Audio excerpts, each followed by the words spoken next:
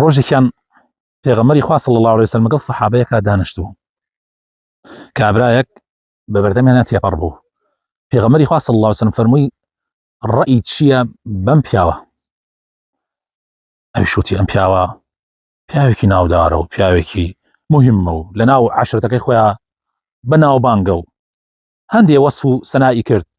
وتی ئەگەر داوای ژن بکە حەقە پێی بدرێ و ئەگەر بۆ احتیاجی کەسێک هات تکای کرد تکاکەی حەقە جێبەجێ بکرێ و ئاوا. پێغەمبەری خوا بێدەنگ بوو، پاشان کابرایەکی کە دای بەوەیە لە فەقیری مسلمانان، یعنی پیاوێکی فەقیر هەژار لە مسلمانان دای بەوەیە. پێغەمبەری خوا صلی الله عليه وسلم فەرمووی ئەی بەمە ڕەئی چییە بەمە؟ وتی ئەم زەلامە یەکێکە لە مسلمانە هەژارەکان، پیاوێکی باشە، بەڵام ئەم زەلامە ئەگەر بێ داوای ژن کە حەقە ژنی پێ نەدرێ، یعنی لە مستەوای ئەوە نییە ژنی پێ بدرێ. وە کاتێکە تکا بکا بۆ شتێک بۆ پێویستیەک حەق نییە تکاکەی جێبەجێ بکرێ. جا رسول الله صلی الله عليه وسلم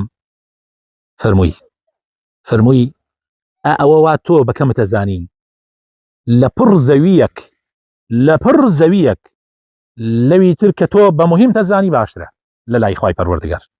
یعنی پیاوە فەقیرە هەژارە ئیماندارەکە کە دوورە لە تەکەببور، دوورە لە فیزلی، خوا ئەناسێ بە جوانی، بەڵام لەوانەیە پلۆپایەکی بەرزی نەبێت، لەوانەیە خاوەن پارەیەکی زۆر نەبێت، زۆر لەوی تریان باشترە کە لەوانەیە منافق بێ، لەوانەیە یەکێک بوو بێ لە منافقین، ڕاستە ڕئیس عەشرەتەکەی خۆیەتی، ڕاستە پلۆپایی هەیە، ڕاستە دەوڵەمەنە، ڕاستە بڕاتە داوای ژن پێ ئەدرێ، واستە بکە ڕاستەن واستەکەی جێبەجێ ئەکرێ، بەڵام لە لای خوای تەعالا قیمەتی باڵام یەشولەیەکی نییە، لە لای خوای تەعالا هیچ سنگ و وەزنێکی نییە.